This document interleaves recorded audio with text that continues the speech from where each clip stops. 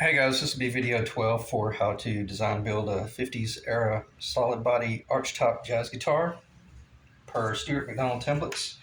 And speaking of templates, I spent a lot of time studying them before I started doing any of my machine work to make certain that I didn't make any assumptions. And just, I can't be more happy with them than that. So I'm not going to say anything else other than I'm just extremely happy with them. I want to cover one thing that I had brought up in the last video where I had just opened up the box and I wasn't concerned about anything. I was just basically, I'll shoot straight with you guys. I'm learning because this is the first P90 route that I've ever done per a template. I've done P90 routes before, but they were kind of cowboy. But this is the first time I've ever done them in order to hit a certain target on the head. And I had made the statement, that's interesting how there's a little bit of real estate right here, and I'll have to check into that and study that.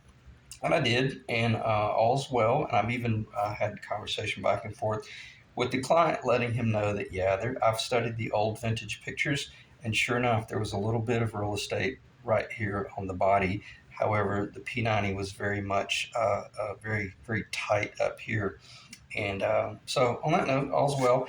And that did prompt, I had made a statement how, in order to transition from the PAFs, the humbuckers, over to this, the only thing you do is once you find these locations down here, like this P90 template will be based on these two holes right here, will align with the tailpiece anchor locations. And then obviously the center line is just what it is. And then that will show you where the P90 gets routed. It gets routed a little bit lower than the PAF or the humbucker, and the P90 up there gets routed a little bit closer to the neck. Why?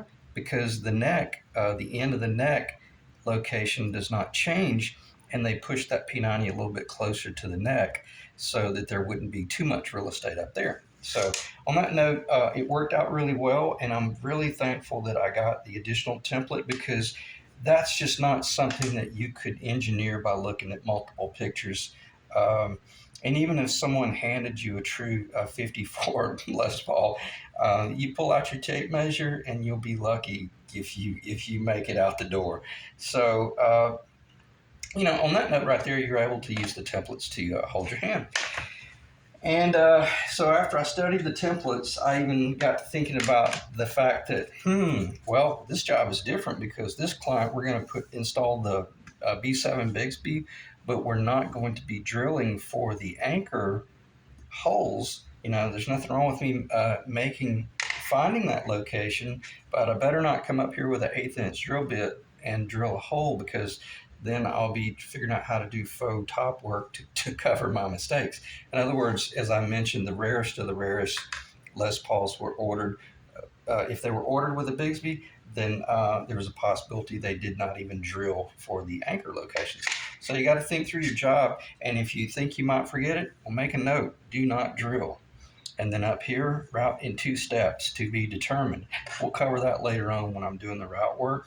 But in other words, don't just put this template up there and try to go straight to the finish line, tapered floor and everything. If you want to find the location, that's fine. There's nothing wrong with that. But just hold off on doing the whole cowboy depth thing, especially if you don't have your neck built, because you might not be able to make your tenon quite deep enough, and you might need to make your route a little bit more shallow. And I'm talking splitting hairs here, but it's better than to do that when it's time to really fit the two pieces together. And let me check the time.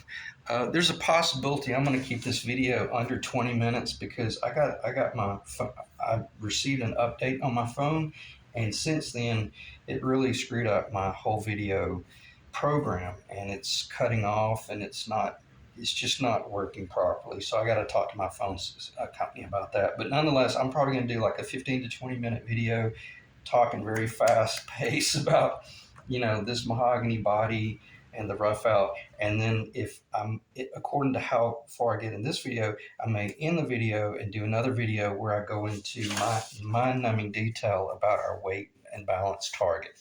And we'll cover that in extensive detail.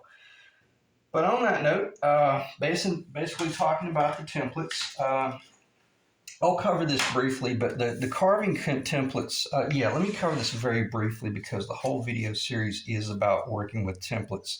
If you've got an arch-topped guitar, and I learned this from the Robert Benedetto series as well, the vocational series, but he carved his arch tops just by hand because he had done it for so long. But you can use templates, and you would have like a location a location B, a location C, location D, and a location E.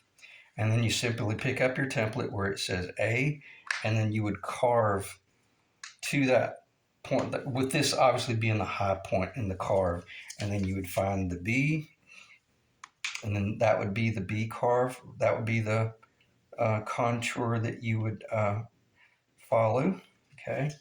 And then, of course, I think that's going to be C. No, there is a C. There's a C right there. So you got the B and the C. Okay, I'm going to have to lay these down so they don't fall over. We know the waist is the most narrow point, so I don't think those will stand up. Anyway, neither here nor there. Very, very fat little belly. That's the whole thing that makes everybody want the Les Paul, because that sweet little fat belly right there and that real deep recurve. And then here's the E location up here. And if you were to do a straight line analysis along these templates, see how it gets thinner? If you've ever heard me talk about positive and negative space, you'll understand what I mean by just showing you this. But to me, this is a positive space template, and the area left over between the top of this surface is the negative space. Our target is the negative space, and we want to get a visual. You should be able to take a visual of what the negative space looks like in relation to the bottom of E, okay? And then you could even take a mental map of like the negative space between D, okay? You see how it's much taller, it's much thicker right there.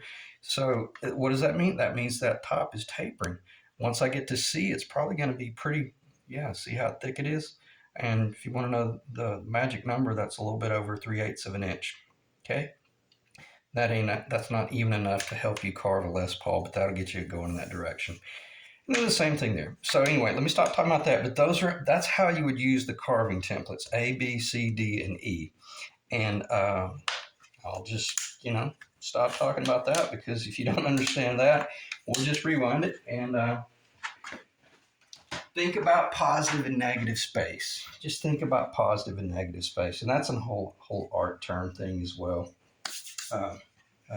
You can study like what's called a minority rule, where you could have like a large piece of paper that's white, and you're looking at that paper and everything is white, white, white. But if you take and you come right in the middle and do this little bitty black dot, well, that minority rule, that black dot will pull you in, even though it's very small. We're talking about positive and negative space and minority rules. So I don't know why I got off on that, but just I guess because from the artistic standpoint, in relation to the geometrical standpoint, it's really interesting.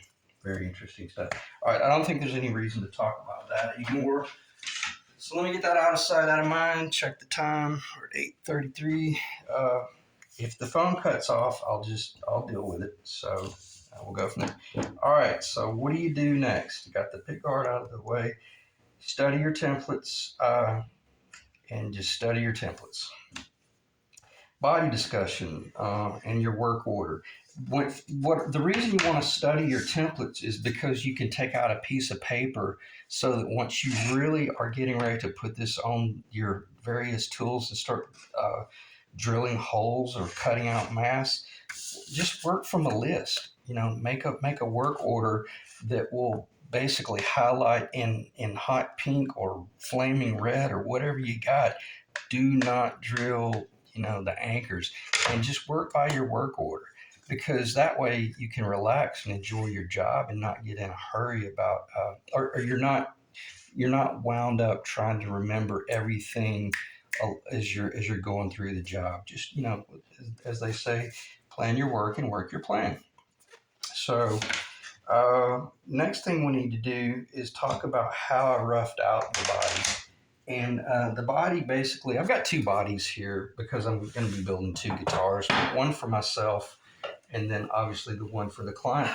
And also because when I ordered the multiple pieces of mahogany, it's going to blow your mind when you see the weight. Let me get this one off the table. This one right here is considerably heavier than that one. Going to be a brighter, much more sharp, brighter tone. But this thing is a monster, way too heavy for what our target is. But how you go about, and then one, and this one, oh man.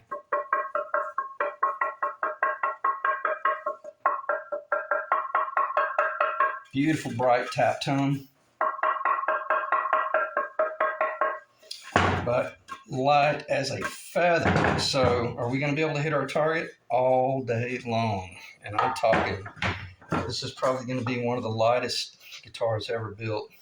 and it not even be chambered. We'll do a little bit of chambering, but you'll see once I go into that weight analysis later on, we're not going to have to do hardly any chambering at all. So basically that's where it started out, in the big 14 or so wide, 21, 22 inches long. They could be shorter, but typically they send them longer just so you got extra. That way you might rough the body out of that top right corner or the top left corner, or you might route the body out to where this is the back, which is exactly what I did. So that, in other words, especially if you're doing a clear coat guitar, I keep doing that. I keep messing that up. If you're doing a clear coat guitar, I'm sorry. I know what's going on. It was wider. Anyway, I'm losing my train of thought there. But nonetheless, that's what it was roughed out of. And the cool thing about this, when you are doing this, you can start looking at grains and the orientation of just the board. And you can be really selective. Even though this is a paint gray guitar, take the time to do that. And I never throw this type of stuff away right here because I'm always going to be using it for something on the side. Again, we'll talk about weight in a little while. Well, we just do that right there. Yeah, I'm sorry I got off track there a little bit. I started to talk about the grain orientation on this one and how if you're doing a clear coat. Yeah, I'll go ahead and talk about this briefly. If you're doing a clear coat, this guitar is going to have to be heavily chambered. But from a standpoint of visual, the chatoyancy on this guitar is going to be mind-numbing. I mean, it is going to be insane. But it literally weighs over 2 pounds heavier than that one in its rough state out of the big square billet. But I knew that was never going to be a candidate for this guitar that we're building here. But nonetheless, I knew that if I'm going to build a 59 replica that's going to be clear, which this one will be, this is going to be insane how beautiful this guitar is. I'll have to chamber it in order to get it under control to keep it under 9.5, 10 pounds. But nonetheless, it's what it is. All right, let me check the time. 13 minutes. Now, what do we need to talk about? When I had mentioned, let me back up because I'm probably going to do 2 videos. I'll talk about chambering in the next video when we're talking about weight. So let me regroup here briefly and ask myself, what should we talk about as far as I don't really think there's anything to talk about other than templates, because if I do, it'll just be a waste of time because everybody knows what a humbucker location is and why we use the templates and stuff like that. I will say this. This is something I can talk about that'll be kind of casual and off the cuff. When I did rough this out and I laid this template, I found my center location that I wanted in the board. I did not go perfectly centered down the board. I actually found the location I wanted. And I offset it ever so slightly. And you can do that. There's nothing wrong with that. You don't want to go crazy with your orientation. In other words, if this was the perpendicular quadrilateral area that it's perpendicular. If this is like the quadrilateral rectangular board that you're working out of, what I'm saying is you could rough that body out ever so slightly off center if you wanted to. Okay? And by using this template, I was able to just, once I found that center that I wanted, then I was able to basically just take a pencil and draw around it. And then I just cut it out. I started with my bandsaw, and sure enough, I saw that little demonic blade and it started traveling a little bit. So I switched over to my DeWalt jigsaw, handheld jigsaw.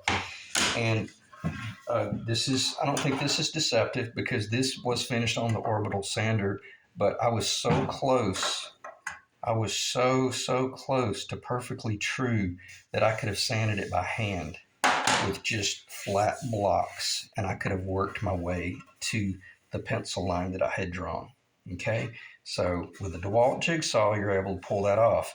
It's not fast. It took about 45 minutes to cut that out, but nonetheless, I just love hearing those tap tones.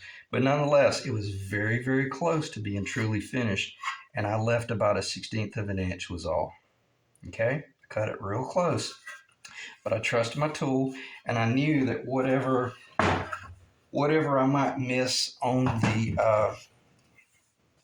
jigsaw, I was going to be able to hit the target with my oscillating sander, which is turning this way, and this is going up and down, up and down.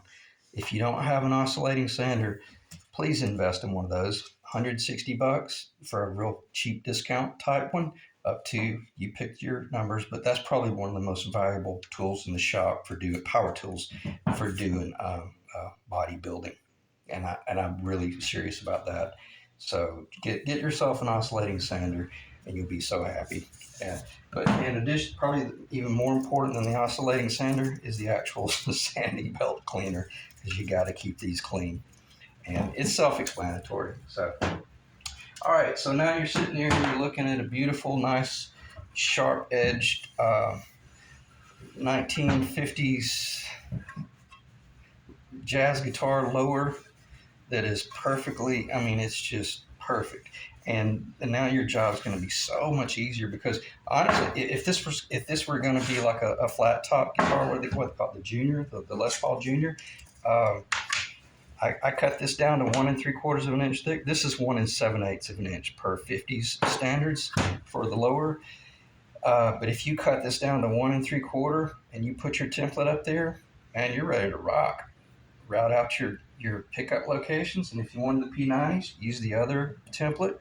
You know, now that's the back control. Those are the control cavity cover locations, but you would work.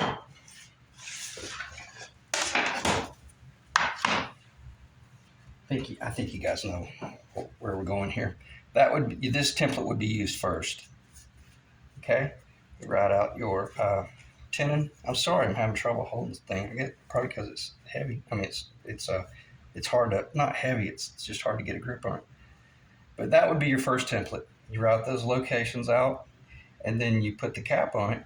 But what I'm saying is, I know what I'm saying. If this was going to be a Les Paul Junior, and you flip this over, and you could do this on the back. Okay, my bad. And then you could just route that out from the back, and then you could route this out from the back.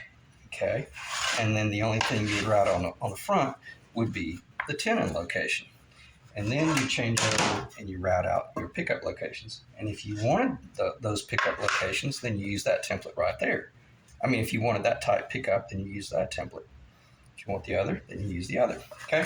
Didn't mean to go off the rails there, but I just wanted to make certain that I clarify kind of why I did this video series, and I always title everything using Stuart McDonald templates, because these templates, I don't know what else to say. It's about as idiot proof as it can get.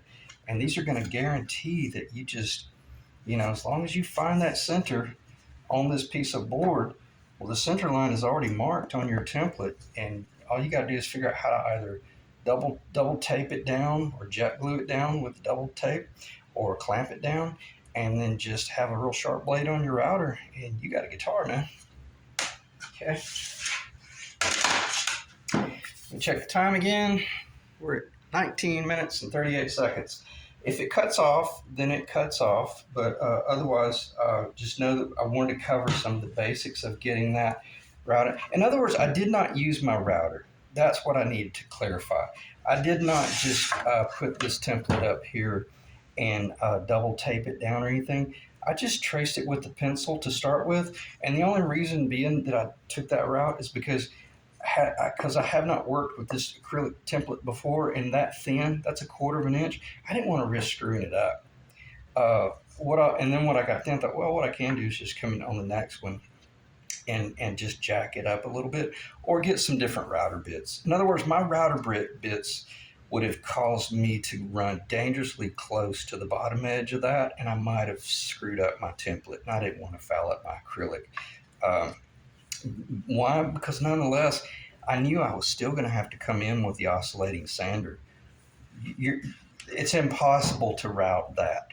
Okay, I don't know if you guys know that, but when I first started, I thought that you could just route that, and you can't. You gotta work to that finish point with sandpaper, and either boards of sandpaper and or an oscillating sander. And that's why I kind of talked about the oscillating sander, but nonetheless, I use the template if anything, just as that to draw the body shape, and then I cut it out. All right. All right, I'm going to pause the video, yeah, let me pause and then I'll start it back up, probably just to end it. Okay, I think I'll be able to finish this portion of the video fairly quickly, just by covering a few bases here. The cool thing about when you're building a capped top guitar, sky's the limit. I mean, you can come in, most of you guys already know this, but you can come in with some sort of template. And if you've got a really heavily weighted guitar, and you can just start doing mass relief, but based on a very intentional design. And that was my own design that we've already covered, and I think in this video series. But are we going to do this to this guitar? Absolutely not. But in the next video, you'll see where I will discuss weight relief, or we'll discuss the target weight first, then we'll discuss ways to get there without losing the whole 50s design. Now, here's the only thing I've always struggled with the whole Les Paul, and I don't think it is a problem at all. I don't think it affects tone enough to be measurable, but anytime you take a body like this and you completely route a channel down it, now that channel is only a half of an inch deep. So I'm really splitting hairs here. I'm going to spend about another 30 seconds with this. But if you didn't like the idea of routing that body into, you could come in. This is the way I built that guitar right there. I knew that my output jack location was going to be pretty much traditional. So, but I couldn't, if the output jack location was right there, I wouldn't be able to drill over here without having to plug that. But what I did on that guitar, I knew that location was not going to change. So I basically just had a real long bit, and I drilled through the whole body. I designed a jig that assured my drill bit it was a little troughed, and it stayed perfectly true. And then I went into that location, and then I literally drilled all the way through the body. It took about 45 minutes of going in a little bit, pulling it out, cleaning it up, going in and just continually retrieving the bit, cleaning it, and then eventually hit my target up there. That allowed me to, when I went into the pickup locations, I drilled a small access hole on the taper that met that little channel there. And that allowed me to not have to just do the mass route out. Is there anything wrong with this? Absolutely not. It's just when I'm in the shop, sometimes I like doing stuff that takes me 3 hours longer to do because I feel like I did something differently rather than just more of a mass-produced item. So anyway, I'm going to end the video right there. Again, on Ethan's Les Paul, it's going to be 100% per original specs. So it will get routed, and all will be well. Even the template here says to route no more than 1/2 of an inch, and we're literally talking just enough for the wires to go through there. So, all right, I'm going to end the video there, but immediately I'm going to upload this video and then do another video about target weights and are we going to be able to hit our target. And on that note, on that statement, I'm extremely happy. So I'll see you in the next video.